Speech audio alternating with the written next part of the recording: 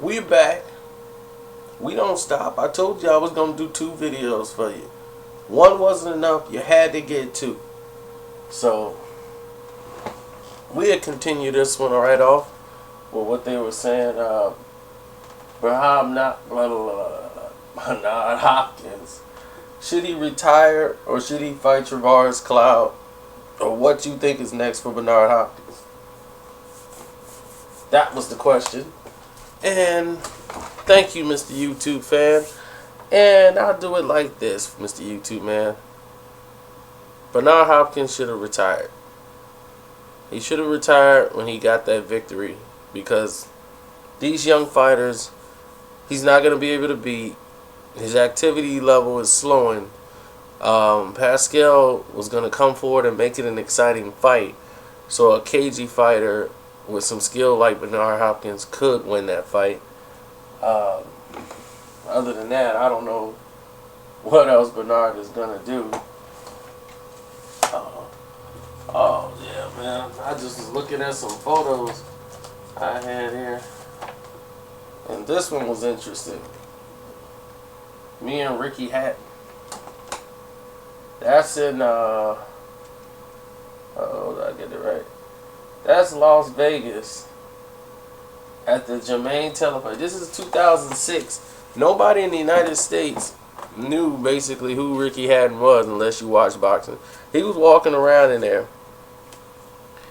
And it was him and his dad, Ray. And I knew him. I was like, oh, the Hitman. So we started talking, and right away he was telling me, like, fighters in the UK to look out for. And I do remember him saying, like, Amir Khan. I think Amir Khan was probably an amateur. He told me to look out for him coming up. And he was talking about Matthew Hatton, but he was talking about Cleverly. All of these young guys that was coming up as an amateur. So I do remember those names. He said a lot of other names, like guys who was going to probably be something in the UK and to look out for him. But he was really in tune with the boxing game as far as like being a promoter. So when he was, for him to retire and go into promotion, that was like a no-brainer for Ricky Hatton, because he was really in depth with like watching the sport, the ins and outs, the maneuvering. He was all a part of it. So he's really good at marketing. He's not foolish. He knows how to make his money and keep his money. No one's going to really rob Ricky Hatton out of money. He's not like a dumb person as everyone might think he is. He's quite sharp, especially his comedy, his wit. And I'm telling you, he was a great person to meet. And that's how I know, for a lot of people who were talking about this, why Floyd Mayweather didn't fight Ricky Hatton? They were not going to fight Floyd Mayweather. Even at 140, they were not going to fight Floyd Mayweather. His father, Ray, told me personally in Las Vegas, they were not going to fight Floyd Mayweather at 140 or 147 at that time, because Ricky wasn't ready yet. The Collazo fight showed them that he wasn't ready yet. They wanted to let him get some fights under his belt, some more fights, and then down the road he would be ready for a Mayweather fight. And this was back in 2006. So, with that being said, we move forward to the next question.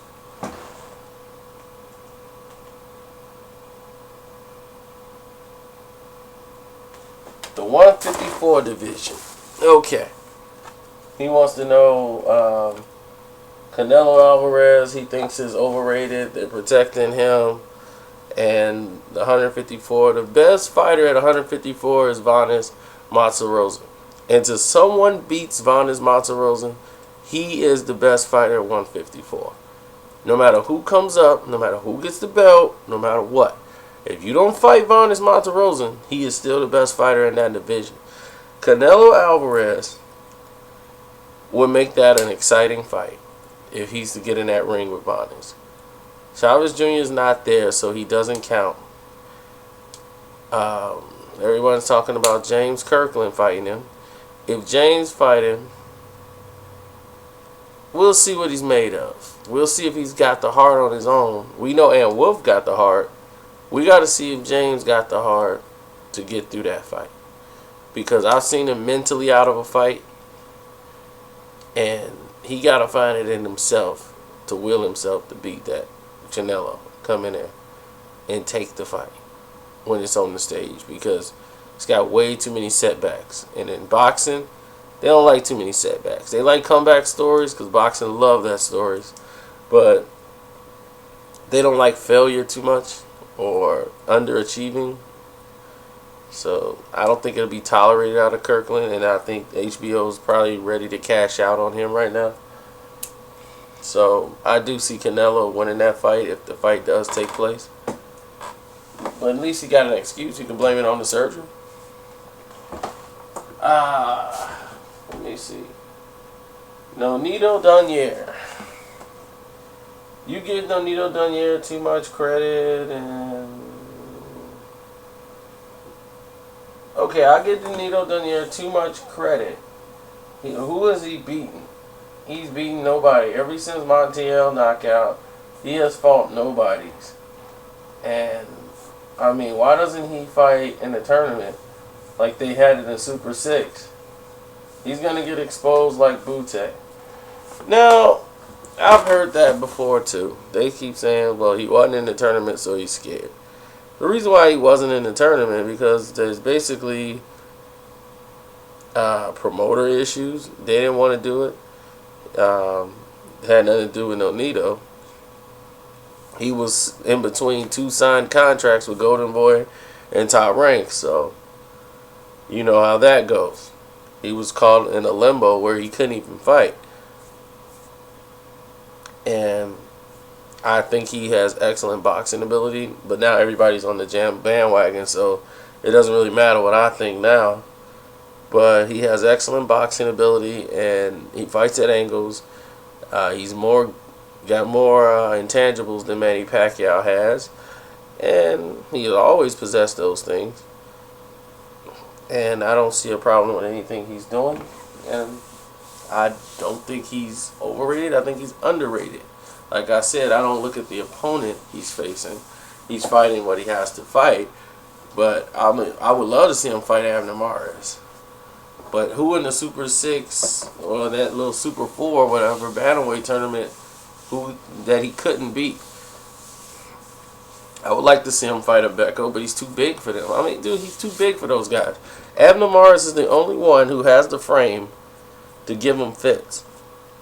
I would love him to see him fight Efren Esquives Jr., the undefeated 122 fighter. Now, if he stepped on his toes, he can have, his work cut out for him. He's fighting, I think this month on the 22nd or the 23rd, he's fighting Ramos.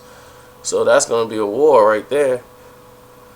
And he's trained by Freddie Roach. He's with Thompson Boxing. I mean, it's going to be something if that fight ever takes place. He trains, he spars with Abner Mares. They know. So you're talking about good fights down the road. Arce Dunier is going to be a good fight for him. But even if Dunier wins, y'all know y'all just going to say Arce was old. He was old. The dude was like 100 million years old, dude. He was old.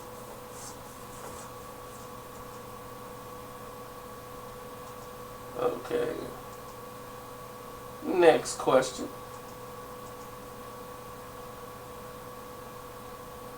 Floyd, man, I don't know how much time Floyd gonna do. My guess is that he's doing 30 days. So I think he'd be out in good behavior in 30 days. That's all I can tell you, because that's all I really know. Nobody really knows exactly what's going on in the legal system and what's going on really behind the closed doors. Whoever comes out and says that, they're lying. So we are all making assumptions right now, and my assumption is that is it. And to that guy who was asking, yes, that was me on the HBO 24/7 for that like 0.5 seconds. I got 0.5 seconds of fame.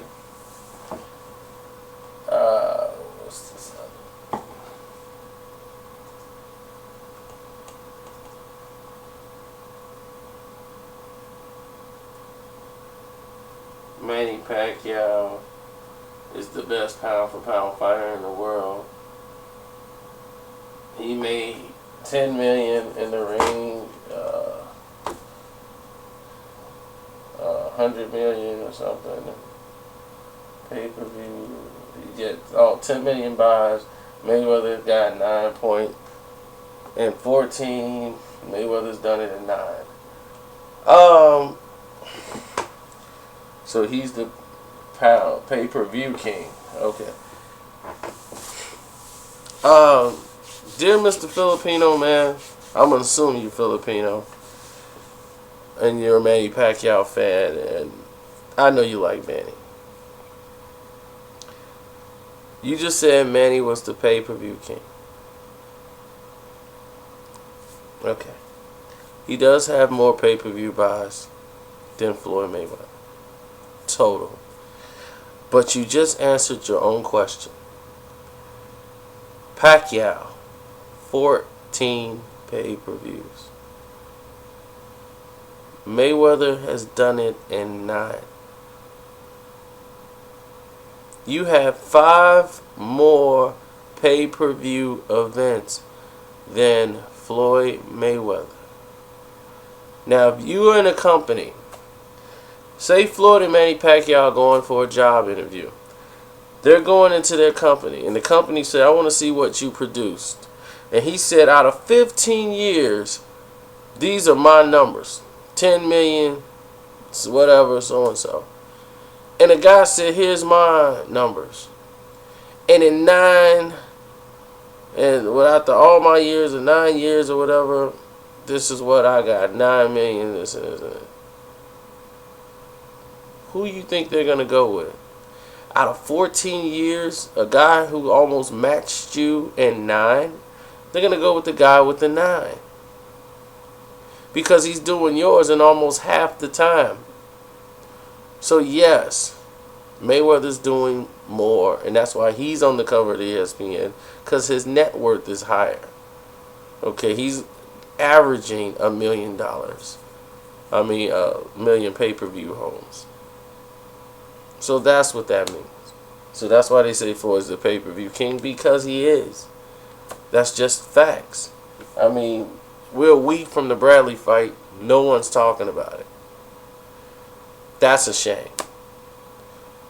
I mean, that's really a shame, because I'm really pulling for Bradley in this, and I mean, he's really selling the fight 24/7. I mean, Pacquiao has been running around with a Bible ranting, and that's another thing I'm gonna get into. I'm gonna get into that, but not on this video, because we're gonna run out of time. So I'm gonna cut this one short, because I don't know where we are right now. So until next time, next video, peace. And yes, I do know how to work this. I do know how to fix a Rubik's Cube, to the guy who said, why you got a Rubik's Cube up there?